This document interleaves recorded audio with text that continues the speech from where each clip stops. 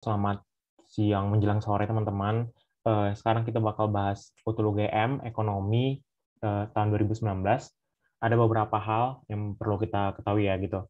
Di sini nanti gue harap bisa saling diskusi bareng-bareng gitu. Jadi nggak cuma gue yang ngomong di sini, supaya kayak bisa lebih cair gitu suasananya, biar nanti kita juga belajarnya biar bisa lebih lancar juga.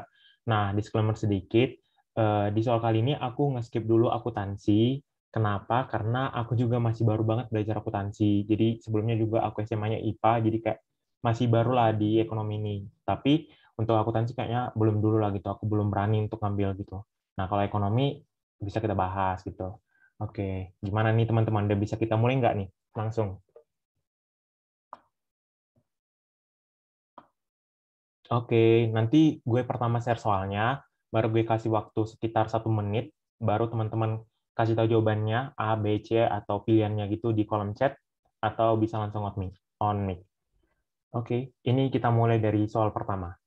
Dampak penarikan tarif pajak terhadap penerimaan pajak pemerintah dan pendapatan nasional suatu negara adalah apa nih hubungannya?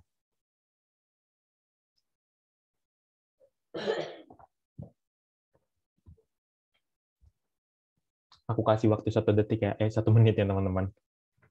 Oke, ada yang jawab B, TX-nya naik dan pendapatan nasionalnya turun.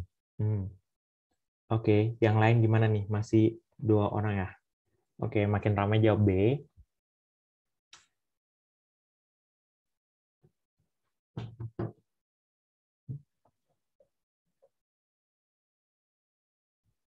Oke, B yang lain mana nih? Ada 37 yang jawab masih sekitar 15 kali atau 11-an.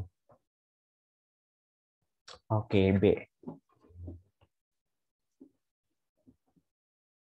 Oh, ada yang E, bisa naik dan bisa pula turun. Ada yang langsung ya. Oke, keren-keren.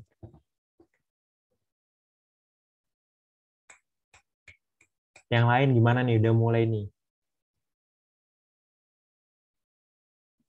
B belum tentu benar, teman-teman. Walaupun banyak yang milih B, itu belum tentu benar. Oke, mulai banyak milih E. Oke. Oke, kayaknya udah hampir semua. Sebelum kita bahas, ada yang mau ngomong nggak kenapa dia ngasih tahu jawabannya E dan ngasih tahu jawabannya B? Ayo guys, jangan malu-malu nih.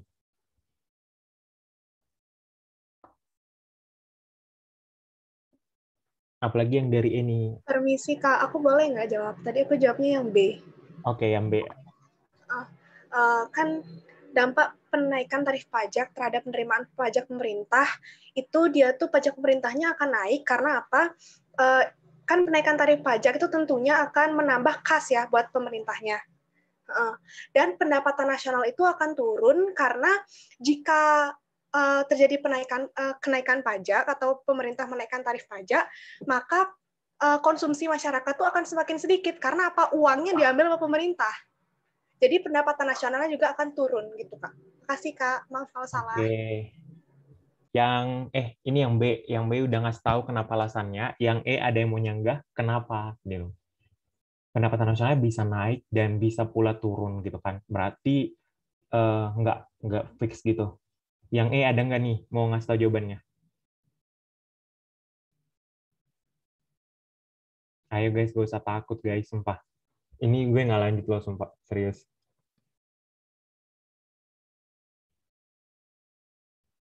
Oke, kalau nggak ada sih nggak apa-apa. Nggak ada ya? Oke, kita bahas aja ya, teman-teman. Nah, kalau dari aku, jawabannya itu B. Pertama, teman-teman perlu ketahui bersama ya, bedakan penerimaan negara sama bedakan dengan pendapatan nasional. Nah, kalau penerimaan negara sama pendapatan negara itu sama. Pendapatan negara adalah hak pemerintah pusat yang diakui sebagai penambahan nilai kekayaan bersih.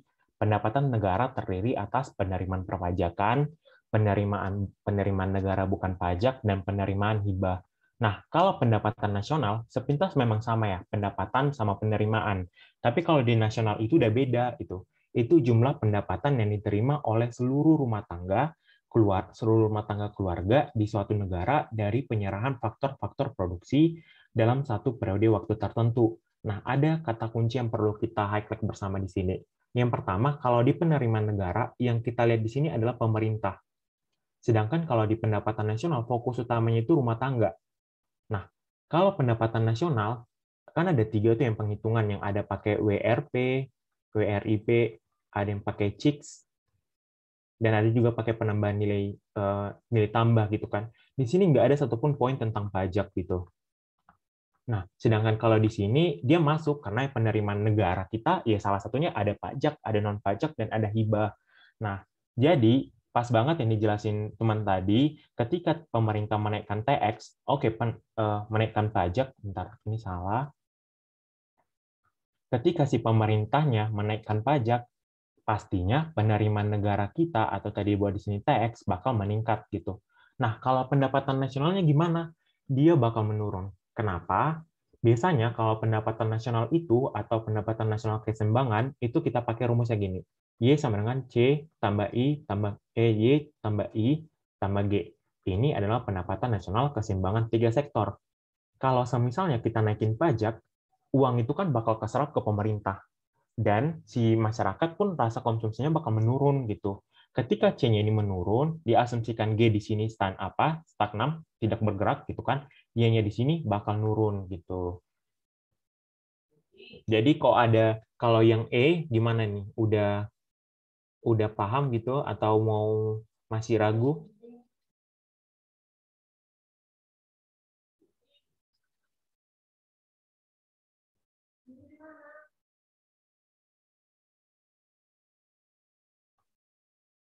Oke, aman ya. Jadi dibedakan ya teman-teman. Aku mau nanya, Dos. Ini sepintas. Kalau misalnya kita terjadi inflasi, yang kita lakuin pemerintah, naikin pajak atau nurunin pajak? Biar makin ngerti lagi. Kalau kita inflasi, kita mau naikin pajak atau nurunin pajak? Betul banget, kita bakal naikin pajak dan bakal menurunin si subsidi. Nah, kenapa? Karena ketika inflasi ini kan nilai JUB-nya, jumlah uang beredar kan semakin meningkat. Dan pendapatan nasional sebenarnya itu udah kayak over, kelebihan. Saking kelebihannya, si masyarakat itu nggak bisa menyanggupi konsumsi lagi ke sana, karena udah tinggi banget harga-harganya. Nah, makanya akhirnya tingkatin lagi pajak, dikurangi subsidinya. Subsidi di sini seperti apa? Pengeluaran pemerintah. Kalau kita semakin meningkatkan pengeluaran pemerintah, kan uang beredar makin banyak kan. Nah, kalau si pajaknya ditingkatin dan akhirnya pajaknya bisa keserap, uang-uang itu keserap ke pemerintah, akhirnya JUB-nya itu jumlah uang beredar bisa makin ditekan gitu. Tapi dalam beberapa tingkat inflasi itu bisa menunjukkan bahwa ekonomi Indonesia atau ekonomi negara itu dalam keadaan bersaing. Karena inflasi itu pada tingkat yang masih rendah, itu menunjukkan berarti kita sedang bersaing gitu kan, karena jumlah uangnya beredar gitu. Tapi ketika melebihi batas, apapun yang dibilang berlebihan kan nggak bagus ya. Makanya ketika dia berlebihan, akhirnya harga pun melambung tinggi, pendapatan kita pun pendapatan real nggak bisa menyanggupi lagi. Nah, barulah di situ mulailah ada bangkrut. Jadi bisa dipahami lagi teman-teman, bedakan penerimaan negara, pendapatan negara sama pendapatan nasional. Oke, kita lanjut nih, soal nomor 2.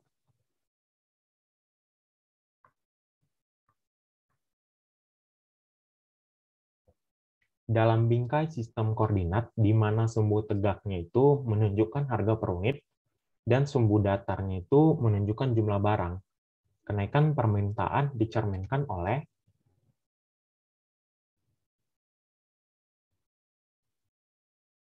kalau aku kecepatan ngomong bisa langsung apa ya teman-teman? Tadi ada jawab B, ada jawab C. Oke. Tadi disebutin bahwa sumbu tegaknya itu menunjukkan harga per unit, dan sumbu datarnya itu menunjukkan bahwa jumlah barang, quantity.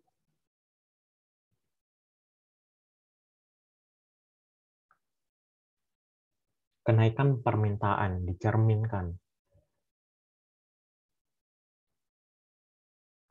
Oke. Udah mulai banyak jawab B. Kita bahas ya teman-teman. Bahas nggak? Bahas nggak? Oke, rupanya si Ristiana udah oleng dia nih di B. Dari dia jawab C ya. Jawabannya betul banget, B. Nah, sebenarnya ini ada pengecoh nih. Ada pergerakan ke atas di sepanjang kurva yang sama. Ini juga bisa saja sih, bisa saja, tapi lebih tepatnya itu ke B gitu. Kenapa? Ini bisa kita lihat nih teman-teman. Kalau yang membuat kurva permintaan itu bergerak, itu adalah hanyalah harga barang tersebut atau harga barang itu sendiri. Kalau jika yang berubah itu adalah faktor selain harga, ceteris paribus gitu kan, maka akan terjadi pergeseran kurva permintaan. Nah, yang di sini adalah kenaikan permintaan. Kenaikan permintaan itu dicerminkan oleh kurvanya bergerak ke kanan atas. Kalau misalnya dia adalah perubahan harga gitu ya, perubahan harga dicerminkan oleh itu barulah di sini ada perubahan, ada pergerakan ke atas di sepanjang kurva yang sama. Karena di sini udah dijelaskan pertama itu adalah kurva permintaan atau enggak penawaran gitu ya.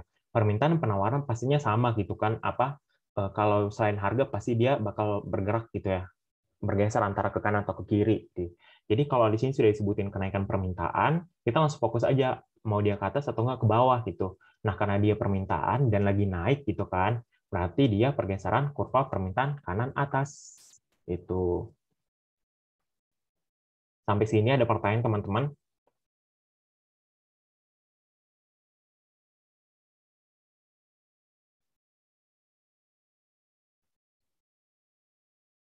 Kalau belum jelas bisa langsung speak up aja, nggak usah takut. Oke, kita lanjut ya, nomor 3. Kemampuan seorang manajer untuk mengkoordinasikan dan mengintegrasikan seluruh kepentingan dan aktivitas organisasi, termasuk di dalamnya mengantisipasi perubahan lingkungan disebut, ini sangat hafalan sih, menurut aku.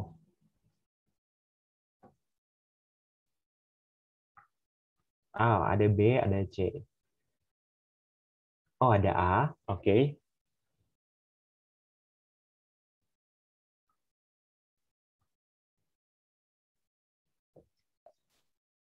Ada jawab E. Mulai banyak jawab E, teman-teman.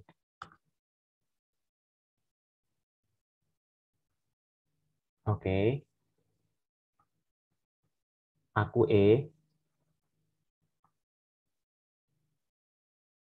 Oh, ada kepemimpinan. Oke.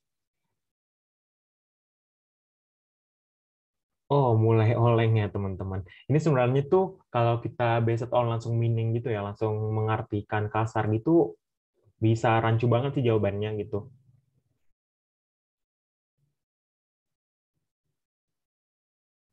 Oke, ini kita bahas aja ya, bahas. Udah semua nggak nih jawab atau langsung aja kita bahas? Oke, ada yang keluar E. Oke, kita bahas ya teman-teman. Nah, jawabannya itu adalah keterampilan konseptual. Yang aku dapat, jenis-jenis keterampilan ini adalah keterampilan kepemimpinan. Jadi, D itu bukan jawaban yang benar ya teman-teman. Padahal D ini, yang tadi kan ada beberapa jawab D ya. Keterampilan kepemimpinan ini, ya ini, semua konseptual, teknis, hubungan manusia di sini, sama keterampilan administratif.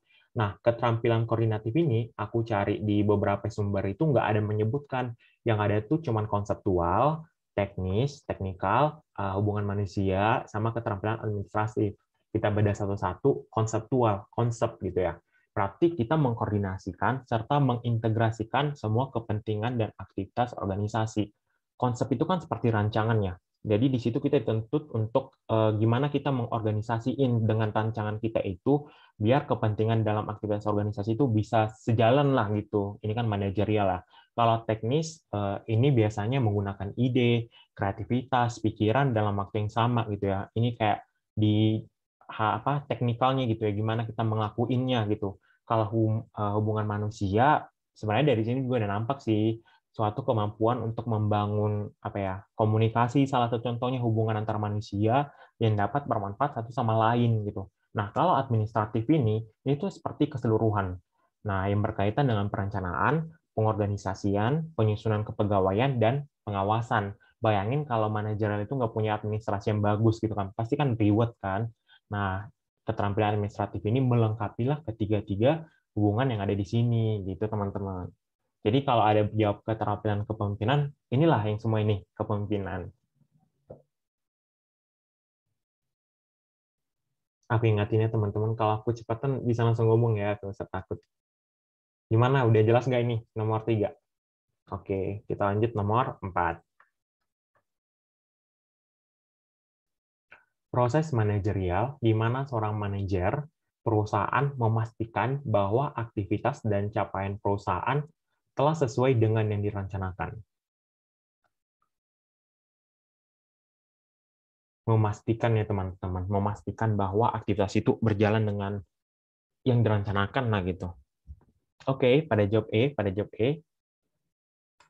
Ini kayaknya banyak jawab A sini.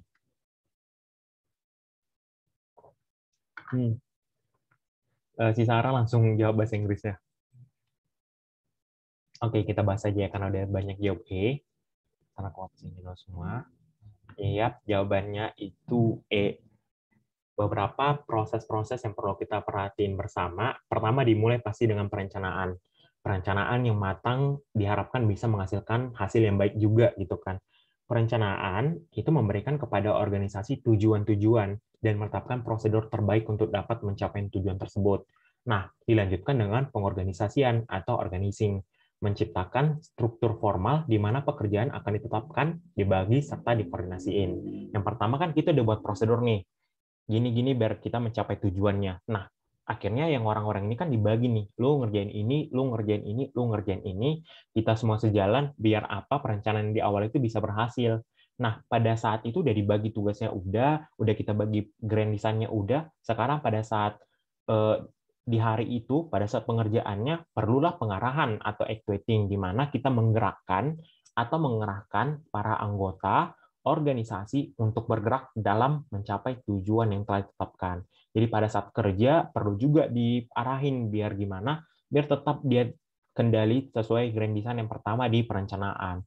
Dan di akhir akan ada pengawasan atau controlling, bisa juga dibilang pengendalian, yaitu penerapan suatu cara ataupun tools yang mampu menjamin bahwa rencana yang sedang dilaksanakan telah sesuai dengan yang ditetapkan sebelumnya gitu. Jadi kayak evaluasi juga bisa gitu teman-teman. Untuk soal ini gimana, aman? Kalau ini sebenarnya untuk menghafal sih perlu banget. Oke, kita lanjut soal berikutnya. Aku maaf banget ya teman-teman belum bawa akuntansi di sini. Oh, iya bakal dibagi kok PPT-nya, tenang aja. Jangan lupa isi ya teman-teman, ini evaluasi. Oke, bisa dijawab nih. Produk domestik bruto atau yang biasa disebut GDP, negara berkembang itu pada umumnya lebih besar daripada GNP-nya.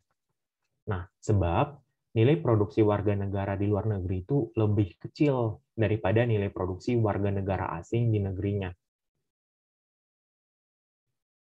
Oke, banyak jawab A.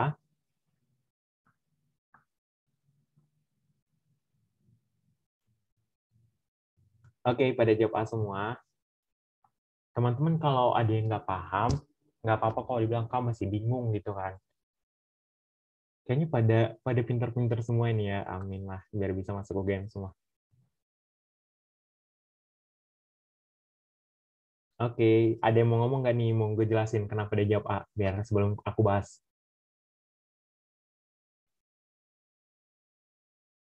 Oke, karena nggak ada kayaknya, kita apa ya teman-teman. Nah, pertama pahami dulu konsepnya GDP sama GNP. GDP itu apa? Ambil aja dari katanya domestik. Sedangkan GNP ini ambil aja dari kata N, nasional atau nationality, kebangsaan gitulah contohnya kan. Nah, kalau dia domestik ini, dia itu menghitung siapa aja, baik dia warga negara asing di luar negeri, warga negara asing di dalam negeri, dan juga warga negara Indonesia yang pastinya di dalam negeri, karena dia mengambil domestik. Siapa aja yang tinggal di Indonesia, baik itu bule, baik itu turis, baik itu rakyat lokal gitu kan. Mereka tuh dihitung. Sedangkan kalau GNP itu, dia cuma menghitung yang pertama, ya warga negara Indonesia yang ada di dalam negeri, dan warga negara Indonesia yang ada di luar negeri. Kalau aku ngambil contohnya Indonesia. Nah, kalau semisalnya GDP itu lebih besar daripada GNP, berarti ini bisa diindikasikan bahwa bisa saja lebih banyak warga negara asingnya itu yang nanamin modal di Indonesia. Contohnya, bisa bisa kita lihat kan bukti fakta, bukti jelasnya di Indonesia masih banyak kan perusahaan dari luar negeri yang menanamkan modal di Indonesia. Sedangkan kalau udah GNP-nya lebih besar daripada GDP, ini bisa diasumsikan bahwa bisa saja warga negara Indonesia, kalau aku ambil contoh, udah banyak nih mulai berinvestasi di luar negeri, mulai menanamin modal di luar negeri. Dan yang pastinya biasanya orang yang seperti itu kan bukan orang yang berpendidikan rendah juga kan, mengakar lagi gitu. Bisa disebutkan bahwa masyarakatnya sudah maju. Nah, itu teman-teman. Jadi, inilah hubungannya antara si GDP itu dan si GNP. Dan disebabkan dengan alasan ini, betul juga nilai produksi warga negaranya di luar negeri lebih kecil daripada nilai produksi warga negara asing di negaranya, di negerinya.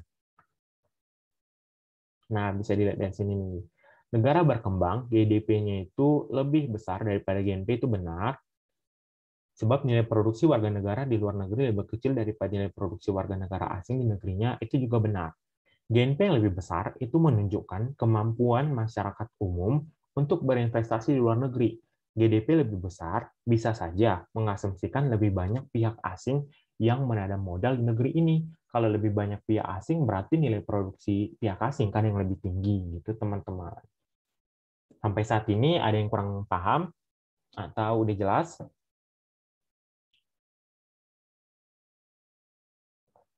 Oke, kita lanjut ini. Pemberlakuan ketentuan harga pagu, selling price, atau harga atap, atau harga maksimum, akan menguntungkan pihak konsumen maupun produsen atau pedagang. Sebab pembatasan harga tertinggi berdampak harga jual di pasar menjadi lebih rendah. Berarti harga pagu ini nguntungin pihak konsumen sama pihak produsen ya sekaligus gitu. Mari kita cek dulu gitu. Oke, udah ada yang mulai jawab C, Rana, gercep. Oke, ada jawab D juga. Kalau C itu benar di atas, salah di bawah ya. Kalau D, salah di atas, benar di bawah. Oh, langsung balik. Oh, ada E, ada C. Oke.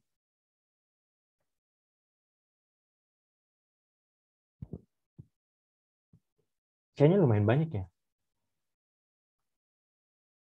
Oke, ada jawab. Oke, bingung.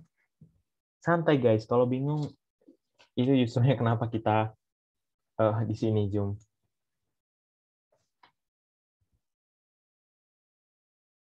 Oke, ada jawab D.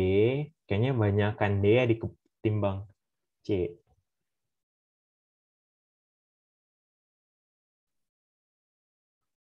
Kalau di sini emang kita perlu perhatiin kurva sih. Gimana? Udah bisa kita bahas enggak nih, guys? Oke, kita lanjut ya, kita bahas. Jawabannya adalah D. Oke, pertama gini. Harga maksimum, pemberlakuan harga pagu, harga maksimum akan menguntungkan pihak konsumen maupun produsen. Salah. Jadi, nanti kita bahas alasannya kenapa ya, teman-teman. Pembatasan harga tertinggi berdampak harga jual di pasar menjadi lebih rendah, harga tertinggi lebih rendah dari harga keseimbangan itu pasar pada itu betul. Oke, kenapa alasannya gitu gitu kan? Pertama kita pelajari nih, ini adalah kenaikan harga maksimum. Nah, contohnya itu biasanya pada saat paceklik. Paceklik itu musim buruk lah ya, aku bilang kalau kepada petani gitu ya, musim yang biasanya itu penawarannya itu barangnya makin sedikit gitu. Kurva penawaran beras bergeser jauh ke kiri. Kenapa? Gini. Sebelum lanjut ke sini ya, teman-teman perhatiin di sini dulu. Inilah kurva keseimbangan pasar yang dulu gitu lah. Ini demand, ini S. Sebelum paceklik ya gini. Nah, setelah paceklik gitu ya, ada musim buruk gitu, nggak bagus untuk tanaman. Nah, akhirnya yang dijual si petani itu makin dikit. Yang dulunya segini, jadi berkurang gitu kan. Jauh ke kiri, berkurangnya jauh gitu. Nah, kalau aku bilang bergeser ke kiri, aku bilang segini aja dulu ya, S aksen. Nah, kan Q-nya kan berkurang kan ya. Nah, Q-nya berkurang nih. Ini di sini Q, di sini P, biar lebih paham lagi. Tapi lihat nih, harganya tuh meningkat gitu dari sini ke sini gitu. Pak udah kuantitinya menurun, padahal harganya meningkat gitu ya. Padahal seperti barang-barang pokok ini kan dibutuhin ya sama masyarakat gitu. Sehingga harga keseimbangan musim paceklik melonjak jauh. Jadi di sinilah kita menjual barang-barang pokok itu. Nah, dari sisi konsumen, harga keseimbangan beras tersebut dirasa sangat memberatkan. Pastinya dong, gimana kita yang dulunya biasanya beli segini tiba-tiba harganya naik jadi segini gitu kan. Keadaan tersebut dapat menimbulkan keresahan sosial yang dapat mengganggu stabilitas nasional gitu. Efeknya itu jangkanya itu jangka panjang itu besar banget, nggak cuma sebatas harga naik doang gitu loh. Kalau dibahas lagi harga naik bisa saja nanti orang makin susah makan, bisa jadi lagi orang dalam sosialnya seperti banyak nanti mencuri supaya bisa beli makanan, apalagi harga-harga barang-barang pokok kan. Nah, untuk mengatasi tersebut, apa yang dilakukan pemerintah gitu ya? Akhirnya dia buat kebijakannya harga maksimum. Nah, harga maksimum, tapi dia di bawah ya teman-teman, jangan bilang dia di atas ini. Nah, akhirnya dia buat di sini supaya apa? Supaya bisa disanggupi sama konsumen. Padahal tadi kan dia udah jauh banget naik ke atas, diturunin lah gitu. Ketika dia turunin ke sini adalah kelebihan permintaan gitu. Nah, yang dulunya harga keseimbangan pada masa pacekliknya segini ditetapkan kebijakan, nah bisalah nurun di sini. Nah, di sini kan ada excess demand ya teman-teman. Jumlah yang diminta lebih besar daripada jumlah yang ditawarkan. Jadi, excess demand tersebut harus disuplai oleh pemerintah. Kurva demand bisa saja patah menjadi A ke B. Nah, kenapa harus disuplai oleh pemerintah? Karena di sini menunjukkan bahwa ada kelebihan permintaan. Nah, padahal tadi juga masa paceklik kan, si petani itu nggak bisa nge-supply lebih banyak lagi. Akhirnya, si pemerintah turun tangan nggak cuma buat kebijakan doang. Mereka tuh harus mensuplai barangnya. Bisa saja dengan kebijakan mendatangkan barang dari luar daerah ataupun dari luar negeri. Makanya teman-teman pernah dengar nggak sih kalau kayak mau bulan hari raya gitu, kayak pemerintah ngambil daging sapi dari luar negeri. Nah, padahal kayaknya banyak dong daging sapi di sini gitu kan. Jadi kebijakan harga maksimum itu atau disebut juga harga atap atau selling price ditetapkan pada saat musim paceklik biasanya teman-teman bertujuan untuk melindungi konsumen. Harga maksimum ditetapkan di bawah harga keseimbangan musim paceklik. Kalau untuk harga maksimum gimana? Udah jelas nggak? Oke, harga masker yang melonjak di pandemi. Sebenarnya kalau harga masker, ini enaknya belajar ekonomi ya. Jadi kayak kita baca berita tuh kayak bisa ngaplikasiin ke pelajaran apa ya? Pelajaran kita ekonomi gitu ya. Kalau harga masker itu tuh bukan ke sini contohnya yang lebih tepat ya aku bisa bilang. Kalau pernah dengar nggak di kurva permintaan salah satu faktor yang lainnya itu adalah apa sih ekspektasi harga di masa yang akan datang. Pernah dengar nggak gitu?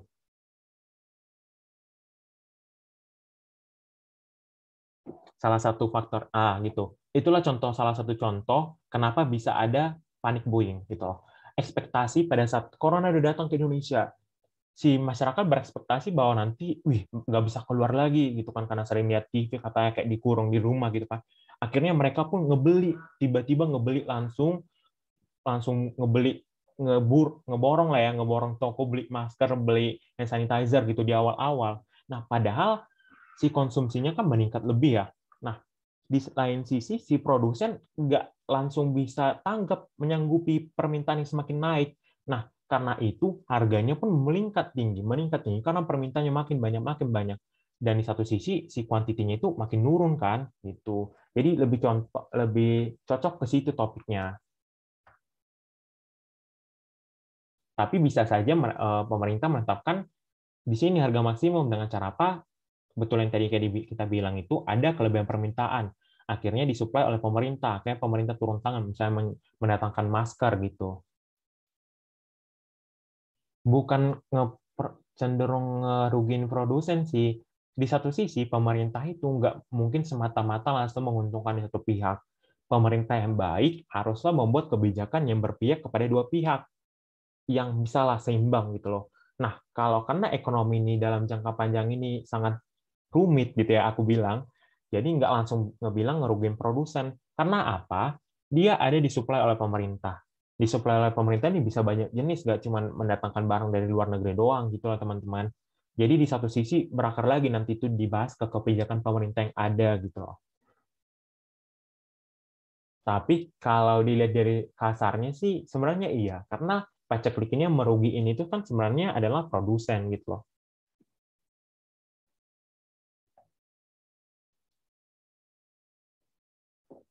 Gimana Ci ya? Udah sedikit paham? Bisa dong. Bisa saja, tapi aku lebih ngasumsin kalau masker itu di situ permintaan.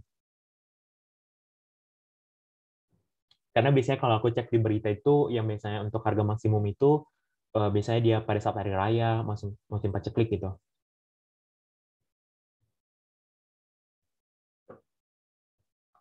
Oke, kita karena udah bahas maksimum, tanggung gitu ya, kita bahas minimum aja ya teman-teman, harga minimum. Nah, kalau harga minimum itu kebalikannya, berarti dia melindungi si produsen. Nah, gimana? Pada saat panen raya, penawaran meningkat.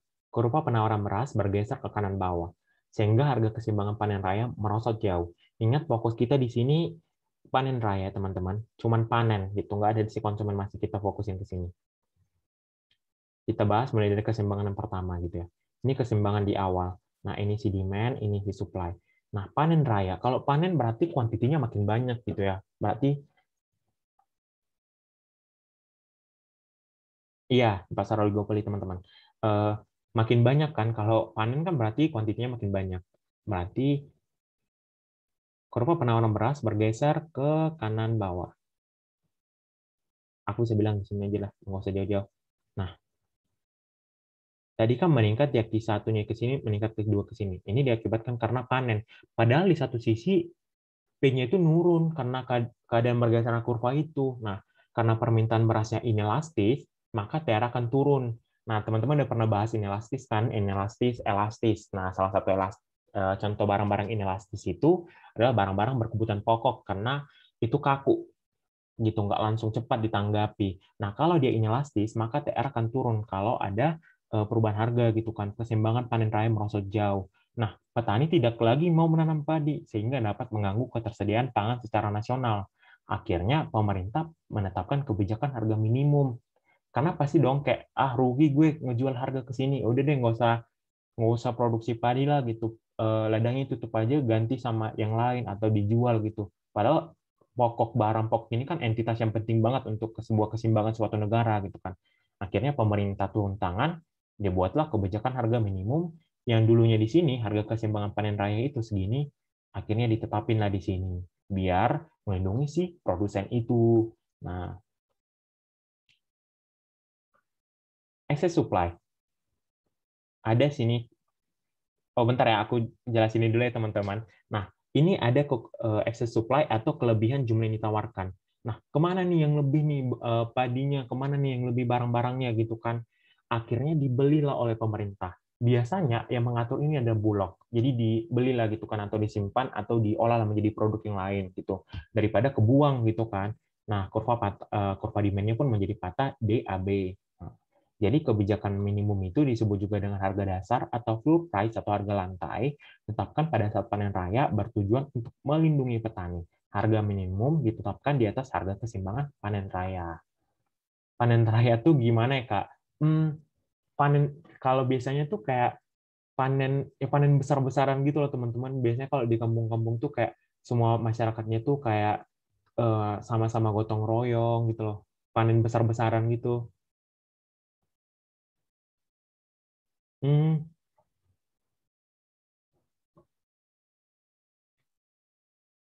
Padahal kan kalau padi kan gimana ya? Konsumsi kita kayak padi lah, contohnya padi nasi itu kan. Konsumsi padi ini kaku, makanya dia barang inelastis. Karena ya kita kan makan udah biasa aja kan 3 kali sehari kan. Nggak ada kayak tiba-tiba harga padi turun kita langsung makannya 4 kali sehari kan. Enggak gitu kan. Paling tambah dikit lah gitu kan. Makanya Kak, sebenarnya kalau barang pertanian ini itu kan termasuk barang volatil ya. Jadi kayak barang yang memang ada kekukusan lah kalau di ekonomi gitu. Oke, kalau untuk harga minimum maksimum aman aman. Kalau ada kurang paham langsung langsung chat aja. Oke, aman ya. Aman. Oke, aman-aman. Kita lanjut soal berikutnya. Efisiensi dalam operasi perusahaan dapat meningkatkan keunggulan kompetitif perusahaan. Sebab keunggulan harga dapat menjadi strategi bersaing yang efektif untuk berbagai jenis produk. Apa nih jawabannya?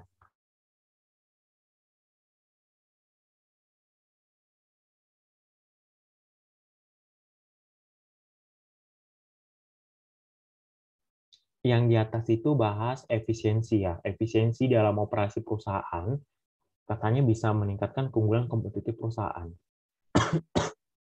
Sebab keunggulan harga dapat menjadi strategi bersaing yang efektif untuk berbagai jenis produk.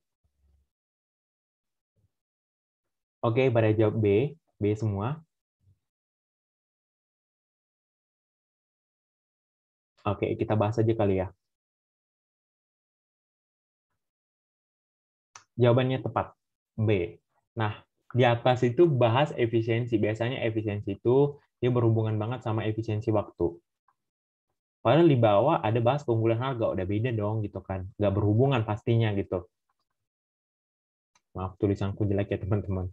Nah, efisiensi dalam operasi perusahaan dapat meningkatkan keunggulan kompetitif perusahaan. Betul banget lah. Kenapa? Ketika kita bisa mengefisiensi barang, di situ bisa diasumsikan bahwa perusahaan itu bisa memproduksi barang yang lebih banyak lagi karena bisa menghemat waktu gitu loh. Sehingga bisa menciptakan keunggulan kompetitif. Perusahaan ini bisa menciptakan barang yang lebih banyak lagi dengan waktu yang seminimal mungkin gitu kan. Apalagi sekarang ya masa teknologi sekarang udah berlomba-lomba dengan menciptakan teknologi yang paling mutakhir untuk yang makin banyak memproduksi barang gitu kan. Sebab keunggulan harga dapat menjadi strategi bersaing yang efektif untuk berbagai jenis produk. Keunggulan harga itu betul, itu adalah salah satu kebijakan biar kita bisa bersaing. Tapi nggak berhubungan. Di sini bahas tentang waktu, diarahinnya. Kalau di sini kita bahas tentang uang gitu loh. Keunggulan harga atau biasanya disebut kebijakan penetapan harga kompetitif atau competitive pricing adalah strategi penetapan harga di mana perusahaan menggunakan pesaing atau rata-rata industri sebagai benchmark untuk menetapkan harga. Jadi apalagi kalau misal pasar-pasar apa ya, monopolistik lah contohnya, dia barangnya hampir sama cuman diferensiasinya dikit gitu kan. Nah, mereka tuh melihat gimana nih perusahaan lain, harganya berapa gitu ya. Jadi itu yang menjadi acuan mereka untuk berlomba-lomba gitu ya. Mereka mungkin aja menetapkan harga yang lebih tinggi di sekitar atau lebih rendah daripada rata-rata pesaing. Gitu teman-teman. Gimana untuk ini aman?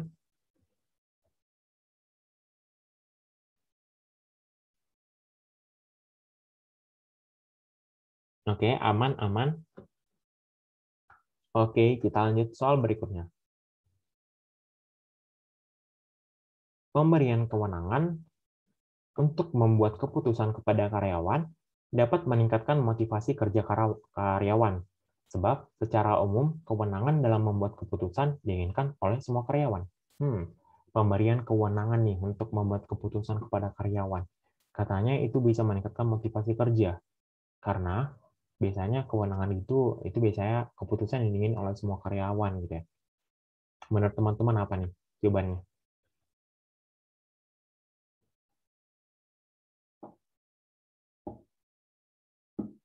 Oke, jawab A, jawab A. A, A.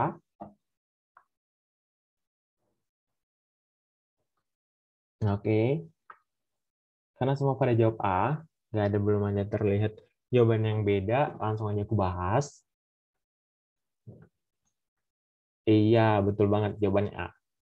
Nah, pemberian kewenangan itu kepada karyawan dapat meningkatkan motivasi kerja karyawan, betul. Dan secara umum kewenangan dalam membuat keputusan diinginkan oleh semua karyawan, betul juga. Nah, ini kenapa ada alasannya. Yang pertama ini, aku langsung ngambil dari luar. Membuat keputusan adalah salah satu fungsi paling penting yang dilakukan oleh para pemimpin. Pastinya dong gitu ya.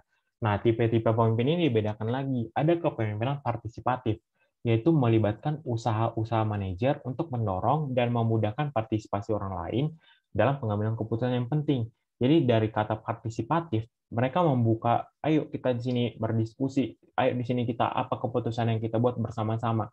Enggak halnya dengan langsung si pemimpin yang langsung buat keputusan sendiri gitu. Takutnya keputusannya cuma menguntungkan satu pihak saja gitu. Ada tipenya pendelegasian. Nah, adalah proses khusus yang terjadi sewaktu manajer meminta salah satu atau beberapa orang bawahan untuk mengambil alih. Ingat, mengambil alih tanggung jawab dalam membuat keputusan yang sebelumnya dibuat oleh manajer tersebut. Jadi sebelumnya itu udah dibahas, tapi dia mendelegasikan. Bisa saja karena ada faktor-faktor yang lain, maka didelegasiin. Nah, yang selanjutnya ada pemberian kewenangan atau pemberdayaan. Melibatkan persepsi oleh para anggota organisasi, di mana Mereka memiliki kesempatan untuk menentukan peran pekerjaan mereka, mencapai karya yang berarti, dan mempengaruhi peristiwa penting. Nah, apa hubungannya sama meningkatkan motivasi kerja? Ada alasannya, aku dapat tadi di buku, tapi ini sebenarnya dari internet juga, tapi dia udah kayak gini, implementasi pemberdayaan sebagai motivasi gitu loh. Nah, salah satunya dengan partisipasi dalam pemberdayaan masyarakat, mensyaratkan bahwa karyawan mempunyai kemauan untuk memperbaiki hubungan dan proses kerja sehari-hari. Diibaratkan kalau kita membuka partisipasi gitu, si karyawan jadi kayak merasa, oh rupanya gue dianggap ya sama pemimpin gue gitu loh. Jadi kayak meningkatkan motivasi dia bekerja gitu teman-teman. Gimana untuk ini soal tentang karyawan aman atau ada yang kurang jelas?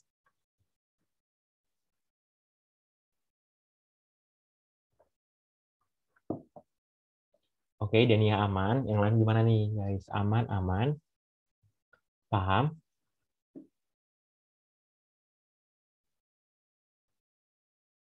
Oke, aman. Kita lanjut soal berikutnya. Oke, pembangunan ekonomi yang ideal, baik, diidamkan adalah pembangunan ekonomi yang menghasilkan, apakah pendapatan real per kapitanya tinggi, indeks Gininya rendah, tingkat penganggurannya yang rendah, wilayah negara yang semakin luas. Apa nih teman-teman? Ini bentar lagi sih soalnya. Oke, jawab A berarti 1, 2, 3 ya.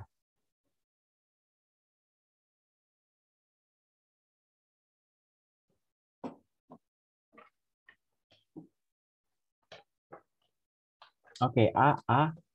Oke, banyak jawab A. Tapi, oke, indeks Gini itu apa? Oke, nanti kita jawab. Berarti dia masih belum tahu indeks Gini ya. Kita keep dulu indeks Gini yang perlu kita bahas. Oke. Ini di materi pertumbuhan ekonomi. Oke, kita bahas. Tapi sebelumnya aku mau nanya dulu. Udah tahu nggak apa arti pendapatan real? Ada yang mau ngasih tahu jawabannya nggak? Sebelum indeks Gini ya. Pendapatan real itu apa?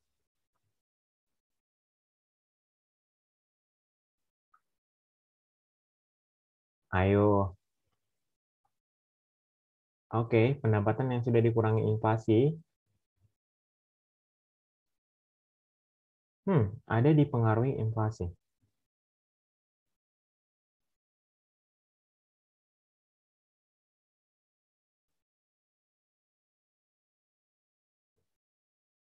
Yang udah bebas inflasi.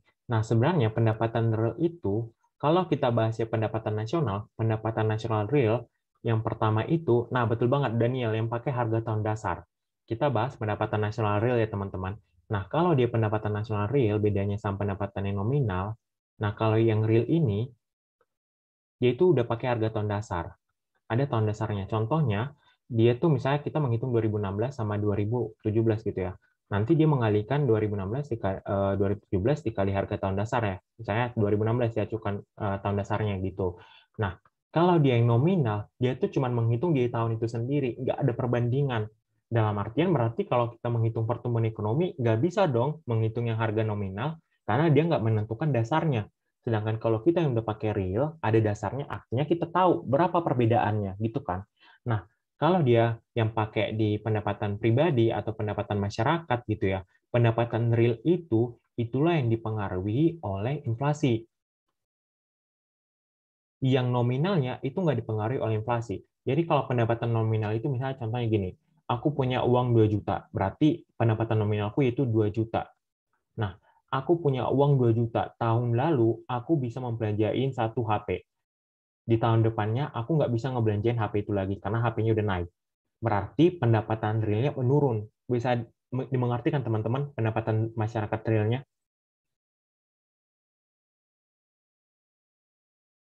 Nah, ingat ya teman-teman, kalau real, kalau dia di masyarakat ya, di secara personal gitu ya. Jadi ketika inflasi, jadi kalau inflasi gimana? Pendapatan realnya meningkatkah? Atau pendapatan realnya meningkat, pendapatan nominalnya gimana? Pendapatan realnya gimana? Pendapatan nominalnya gimana kalau inflasi?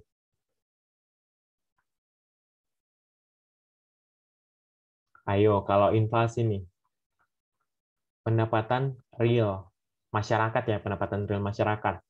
Apakah gimana? Oke, si Dania jawab nurun ningkat. Mantap. Yang lain atau mau ngikut nominal tetap? Ada yang jawab tetap. Oke, aku bahas aja. Kalau kita inflasi itu apa? Jumlah uang beredar meningkat gitu ya. Kalau pendapatan nominalnya meningkat juga karena ini jumlah uangnya beredar meningkat. Nah, pendapatan realnya akhirnya menurun, disebabkan menurun. Kenapa? Karena udah ketinggian harganya itu, ketinggian udah banyak kali uang, jadi kayak udah nggak merasa berharga lagi uang itu.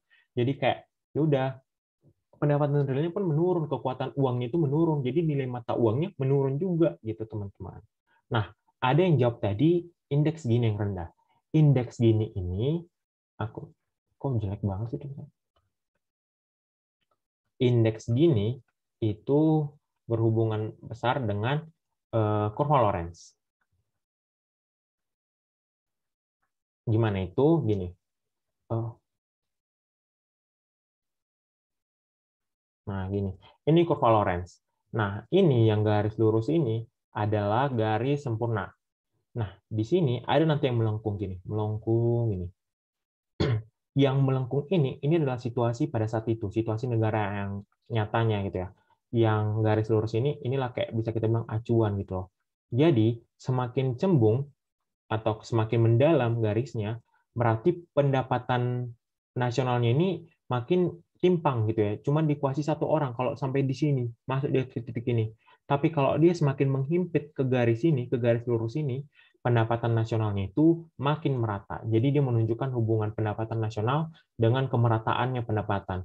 Karena kalau tingkat apa, kalau kita cuman menjawab pendapatan per kapita, itu cuma mengukur kesejahteraan doang. Karena dia langsung membagi pendapatan nasional dengan masyarakat gitu kan.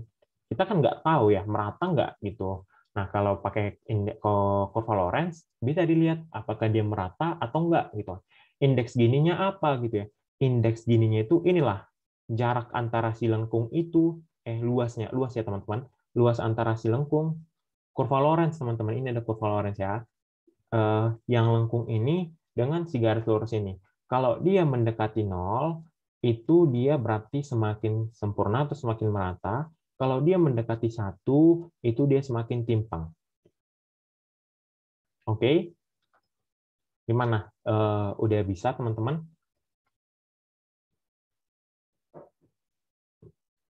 Yang tadi nanya gimana nih, Daman?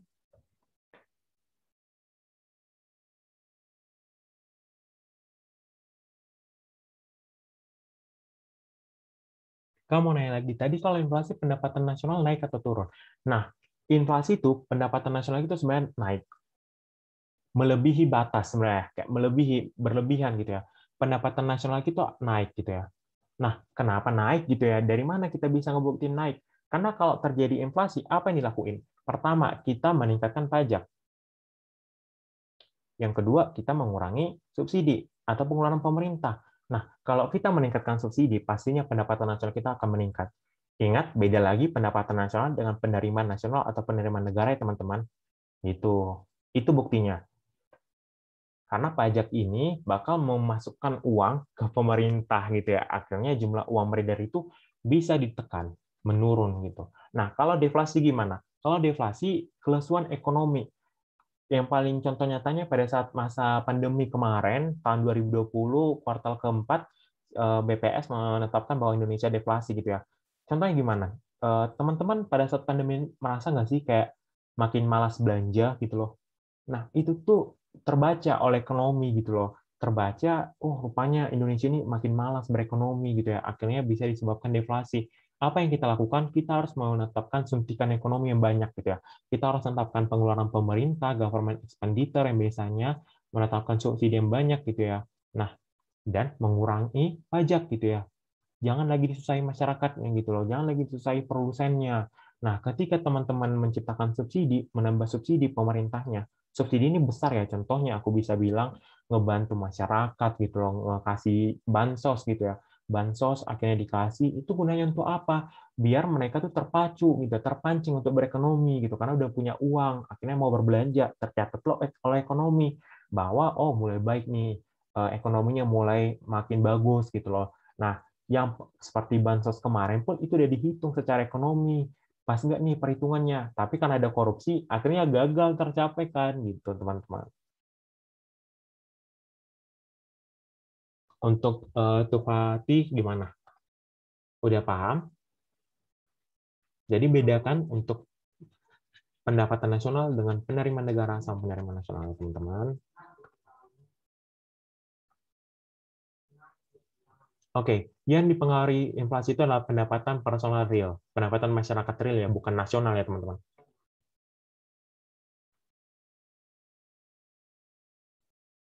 Real, pendapatan masyarakat real. Oke? Atau pendapatan real sih biasanya dibilang.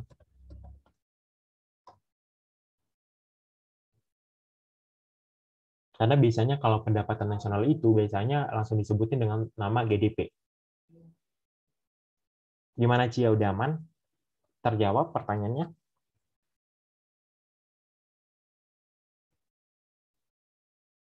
Oke, kita lanjut soal berikutnya.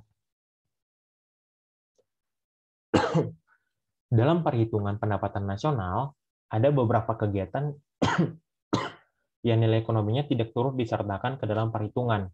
Apa aja tuh?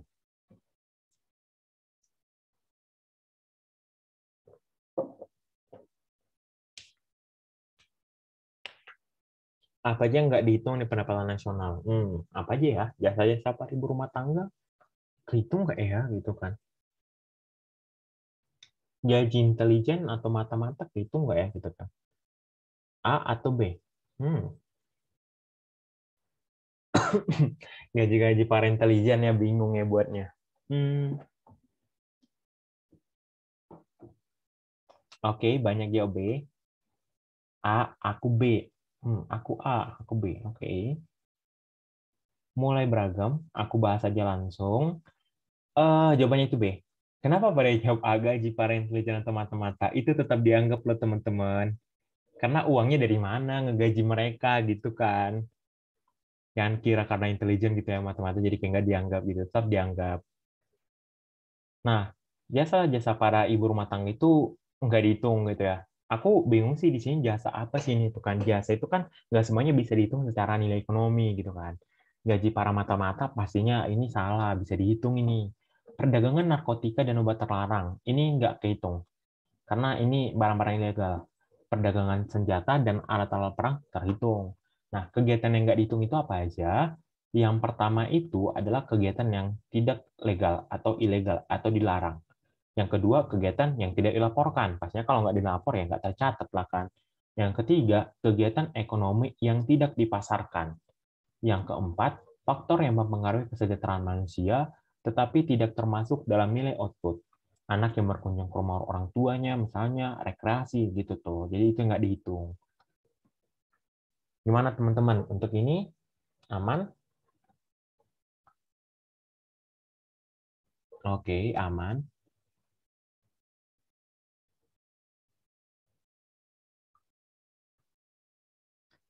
Faktor yang terakhir tadi, faktor yang mempengaruhi kesejahteraan manusia, tetapi nggak termasuk dalam nilai output. Contohnya kayak kita berkunjung ke rumah nenek gitu ya, baru jalan-jalan itu nggak kehitung gitu. Coba bayangin kalau itu dihitung. Banyak banget kan.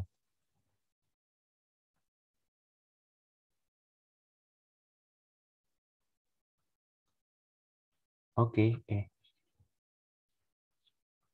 bentar. Karena ini banyak banget tentang bahas pendapatan nasional dan embel-embelnya, kegiatan ekonomi yang contohnya tidak dipasarkan. Ibu memasak di rumah itu nggak dipasarkan kan? Nah, gitu. Memasaknya teman-teman, bukan membelinya gitu.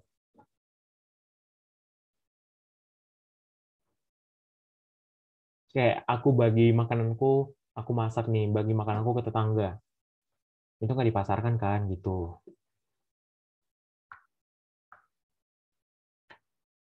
Nah, karena tadi udah banyak banget pendapatan nasional, baru kayak konsep manajerial, aku mau putar balik lagi, kilas balik lagi, biar kita makin paham di pendapatan nasional. Nah, konsep pendapatan nasional, itu yang pertama ada GDP, Gross Domestic Product. Nah, ini singkat aja, kayak pendapatan WNI dalam negeri, kayak yang tadi aku kasih tahu, ingat kata kuncinya domestik, tambah pendapatan WNA dalam negeri, gitu kan. Nah, yang kedua, ada GNP, nationality, atau kebangsaan. Si GDP tadi kita tambahkan sama pendapatan WNI di luar negeri. Karena kita kan menghitung nationality, akhirnya berhitung nih orang Indonesia yang kerja di luar negeri. Tapi kita harus mengurangi lagi sama pendapatan WNA di dalam negeri. Kenapa harus dikurangi? Karena pendapatan WNA di dalam negeri ini sudah terhitung tadi di GDP. Jadi biar nggak ada double counting lah gitu. Nah, yang ketiga, akhirnya kita menghitung NNP, Net National Product, ya, itu. Nah, itu GNP dikurangi penyusutan. Penyusutan modal ya contohnya. Baru ada NNI, atau biasanya kalau NNI ini apa? Net National Income. Nah, NNP tadi kita kurangi sama pajak tak langsung, tambah subsidi. Kenapa kita mengurangi pajak tak langsung? Karena pastinya pajak itu kan mengurangi pendapatan ya, dan subsidi meningkatkan pendapatan gitu loh. Teman-teman udah tahu nggak apa contoh pajak tak langsung? Apa nih contoh pajak tak langsung?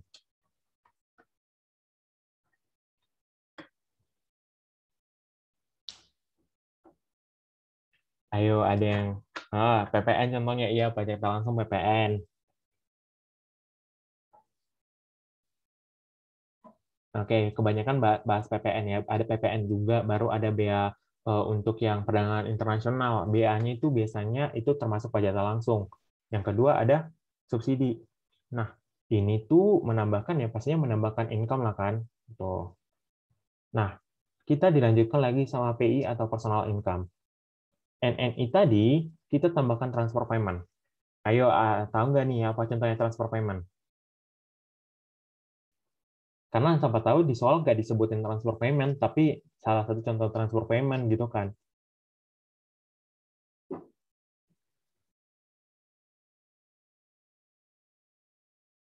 Ayo, tahu nggak nih apa transfer payment contohnya? Kalau nggak tahu, kasih tahu di grup aja teman-teman. Di ini, kolom chat. Diam. Ini diam nggak tahu atau diam kenapa nih? Oke, nggak tahu. Contoh transfer payment itu adalah salah satu contohnya itu dana hibah yang diberikan oleh masyarakat. Bentar-bentar. Salah. Transfer payment itu adalah pengeluaran dari pemerintah, tapi pemerintah itu nggak mengharap balas jasa gitu loh, kayak nggak ada balasnya. Contohnya itu yang paling aku bisa bilang dana BOS. Ini kan dikeluarkan oleh pemerintah. Ini pengeluaran pemerintah, pastinya dong. Tapi pemerintah mengharap nggak ada balasan dari siswa yang dikasih dana BOS. Ada nggak balasan yang dikasih sekolah yang dikasih dana BOS? Kan nggak ada. Gitu ya. Itulah yang disebutkan transfer payment, atau bisa juga disebut hibah lah ya. Gitu. Nah, ini pastinya menambahkan personal income kita gitu loh. Tapi kita kurangi lagi, ada laba ditahan, ada asuransi, jaminan sosial, pajak persorangan, kalau misalnya kita ikut BPJS, ikut ke sini, ikut asuransi, preminya, ya, kita kurangi.